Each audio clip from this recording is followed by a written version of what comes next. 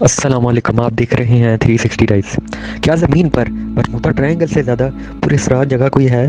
اس سمندر کا سب سے پراسرار حصہ ہے اور بہت سے لوگ واپس نہیں جا سکتے۔ یہ ایک غیر معمولی علاقہ ہے، اسے کبھی بھی شیطان کا مثلث بھی کہا جاتا ہے۔ غیر ملکیوں کی پناہ گاہ، کچھ خفیہ فوجی تجربات اور دوسری بہت جہت کا گیٹ وے پر برمودا ٹرائی اینگل کے بارے میں کچھ نظریات ہیں۔ یہ نظریات حقیقت سے بہت دور ہیں جیسا کہ ہم انہیں جانتے ہیں۔ ان عجیب و غریب واقعات کا پتہ کہ کرسٹوفر کولمبس کے زمانے سے بھی لگایا جا سکتا ہے، کیونکہ اس نے دیکھا کہ اس کے کمپاس نے علاقے سے گزرتے وقت بہت عجیب سلوک کیا۔ تاہم کبھی بھی مثلث کے اس علاقے میں جو کچھ ہوتا ہے وہ شکوک و شبہات کو خاموش کر دیتا ہے، کیونکہ زندہ گواہوں کے ساتھ بحث کرنا مشکل ہوتا ہے۔ برمودا ٹرائینگل میں اڑان بھرنے والے پائلٹ کا نام بروس گنن تھا، یہاں تک کہ اس نے ان اسرار کے بارے میں ایک کتاب بھی لکھی جن کا تجربہ اس نے اس بے ضابطگی کا سامنا کرتے ہوئے کیا۔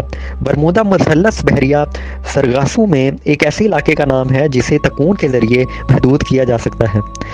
ایک کو نام میامی میں ہے، دوسرا برمودا ہے اور تیسرا چھوٹی سان جوان پورٹو ریکو ہے۔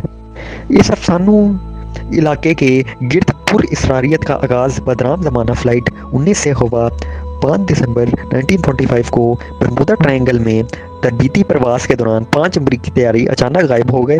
اس صورت میں تلاش کے مشن کو انجام دینے والے 14 پائلٹ اور عملے کے 13 ارکان کبھی واپس نہیں آئے۔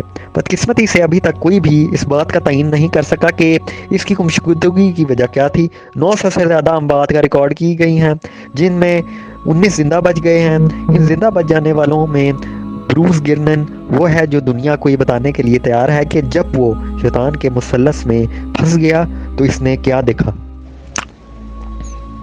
آپ کو آگے بتاتے چلیں، لوگ اس کہانی پر یقین کرنے کی وجہ یہ ہے کہ اسے خود اس شخص نے بتایا تھا، نظریہ نگار نے نہیں۔ اس نے بے ضابطگی کا تجربہ کیا اور زندہ رہنے میں کامیاب ہو گیا۔ 4 دسمبر 1974 کو بروس اور اس کے کاروباری شراکت داروں نے اینڈروس آئی لینڈ سے میامی بیچ کے لیے ٹیک آف کیا۔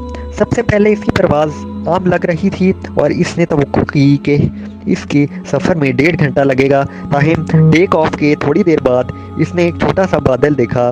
طیارہ تقریباً 300 میٹر کی بلندی پر چڑھ گیا۔ حیرت کی بات ہے کہ ان کے ساتھ سیاہ بادل بھی اٹھ گئے۔ ہمارے سامنے ایک سیاہ بادل ہے، جب اس کا طیارہ ان بادلوں کے اوپر سے گزرا تو وہ پہلی رکاوٹ سے بچنے میں کامیاب ہو گیا۔ 10 منٹ بعد جب وہ زمین سے تقریباً 3.5 کلومیٹر بلندی پر سفر کر رہے تھے، ایک اور بادل نمودار ہوا۔ یہ بہت بڑا تھا، بروس کے پاس سیدھا جانے کے سوا کوئی چارہ نہیں ہے۔ جیسے ہی یہ بادلوں میں داخل ہوا، سب کچھ سیاہ ہو گیا، حالانکہ بارش نہیں ہوئی تھی۔ جب بروس نے اچانک ایک چھوٹی سی خالی جگہ دیکھی تو اسے اس عجیب و غریب بادل کی قید سے بچنے کا کوئی راستہ نظر نہیں آیا۔ یہ اس کا واحد موقع ہے۔ خالی جگہ کی 1 کلومیٹر چوڑی سرنگ کی طرح دکھائی دیتی ہے۔ 16 کلومیٹر طویل سرنگ کے اختتام پر وہ نیلا آسمان دیکھ سکتا تھا۔ جیسے جیسے بادل کی سرنگ تنگ ہوتی جاتی ہے، یہ بہت تیزی سے اڑتی ہے۔ اس نے محسوس کیا کہ اس کے جہاز میں نیویگیشن کا سامان خراب تھا، کیونکہ بادل پاگلوں کی طرح گھوم رہے تھے۔ خوش قسمتی سے بروس نے اس عجیب و غریب قید سے بچ نکلنے میں کامیاب رہا۔ اس نے اپنے مقام کا تعین کرنے کے لیے گراؤنڈ کنٹرول ڈپارٹمنٹ سے رابطہ کیا۔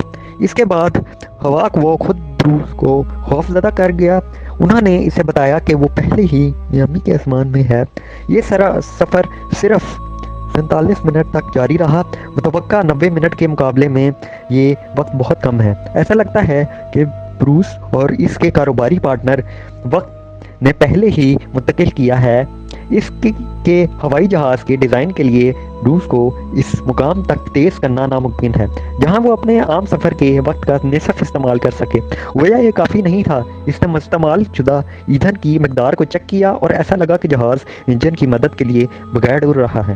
میں اتفاق کرتا ہوں یہ سب کچھ مکمل طور پر ناقابل یقین لگتا ہے، لیکن بروس گنن نے اس تجربے کو شیئر کیا اور اس کی وضاحت کے لیے کتاب شائع کی۔ آپ کا ویڈیو دیکھنے کا بہت بہت شکریہ۔ اگر آپ کو ہماری ویڈیو پسند آئی ہو تو چینل کو سبسکرائب کر لیجئے، ویڈیو کو لائک اور شیئر کر لیجئے تاکہ ہماری آنے والی اور ویڈیوز آپ تک پہنچ سکے۔ شکریہ۔